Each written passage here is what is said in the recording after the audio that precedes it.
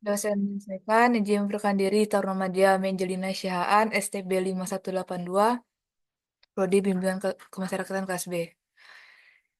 Izin saya akan mempresentasikan hasil laporan praktik kerja lapangan di Balai Bapas Pemasyarakatan kelas 2 Tanjung Pinang.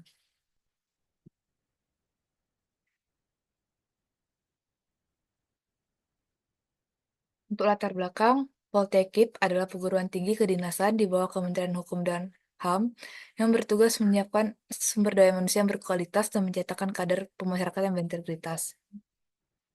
Dalam program vokasi, Taruna tingkat 2 diwajibkan melaksanakan PKL selama 1 bulan 20 hari di kantor wilayah Kemenkumham di seluruh Indonesia.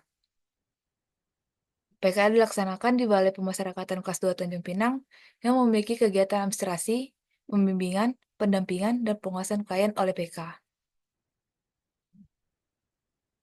Ruang lingkup PKL Taruna Poltekip Angkatan 57 dilaksanakan pada tanggal 10 Juni sampai 27 Juli 2024 di seluruh UPT Pemasyarakatan Indonesia. PKL di Bapas kelas 2 Tanjung Pinang dibagi menjadi 3 subseksi, yaitu ada urusan tata usaha, bimbingan klien anak, dan bimbingan klien dewasa. Dengan tujuan, yang pertama, mengembangkan teori yang diperoleh Taruna sebagai persiapan dunia kerja, secara khusus memahami tugas, fungsi, dan kendala PK di Balai Pemasyarakatan. Untuk manfaatnya bagi penulis, membandingkan teori dengan praktik lapangan dan menambah pengalaman bagi akademik, mengukur penerapan teori di lapangan dan menjalin kerjasama Poltekip dengan UPT Pemasyarakatan. Sejarah singkat Balai Pemasyarakatan. Pada tahun 1997, BISPA resmi menjadi Balai Pemasyarakatan dan Bapas kelas 2 Tanjung Pinang berdiri berdasarkan SK Menteri Kehakiman nomor M.07/PR.03 tahun 2003 yang kepimpinannya berganti hingga kini dipimpin oleh Bapak Farid Wasti SH.MSI. Begini struktur organisasinya. Untuk tugas dan fungsinya, yang pertama tata usaha, menyusun program, mengelola keuangan dan barang milik negara, dan bagian administrasi. Untuk BKD, penelitian, pembimbingan dan pengawasan klien dewasa, serta registrasi serta bimbingan ke masyarakat sesuai dengan peraturan. Untuk BKA, penelitian untuk sidang anak, pendampingan sidang, dan pembimbingan klien anak dalam pemasyarakatan. Untuk data substantifnya, Bapas kelas 2 Tanjung Pinang memiliki 39 pegawai yang terdiri dari 28 laki-laki dan 11 perempuan.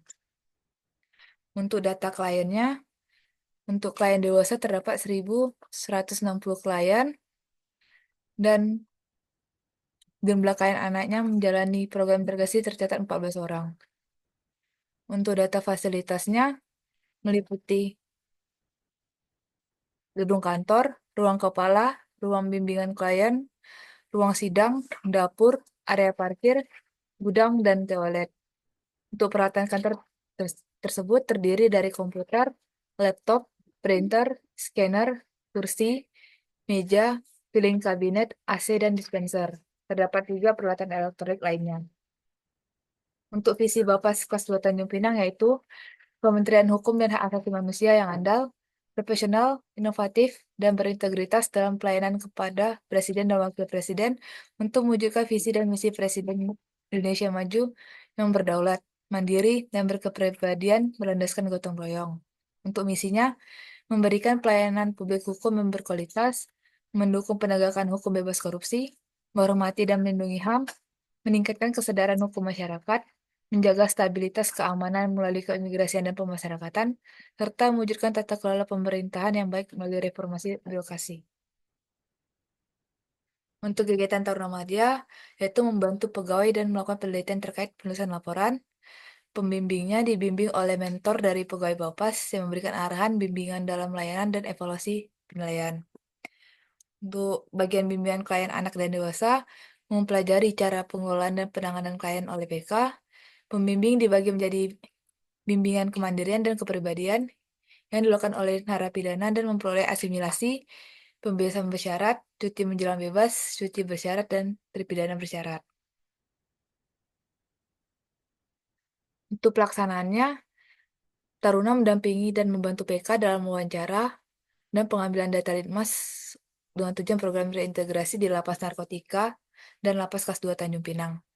Setelah itu mengamati proses komunikasi yang dilakukan oleh PK untuk mendapatkan data klien dan ikut serta dalam proses pembimbingan kepribadian klien Bapas yang wajib lapor.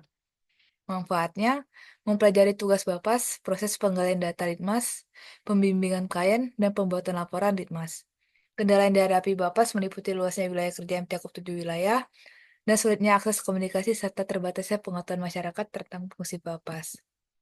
Kesimpulan dan saran, kesimpulannya, Bapas kelas 2 Tanjung Pinang menjalankan tugas dan fungsi pembimbingan, pengawasan, pendampingan, dan penelitian ke masyarakat terhadap klien sudah baik, namun cakupan wilayah yang terdiri dari 7 wilayah tidak memungkinkan PK melakukan home visit yang membutuhkan biaya besar.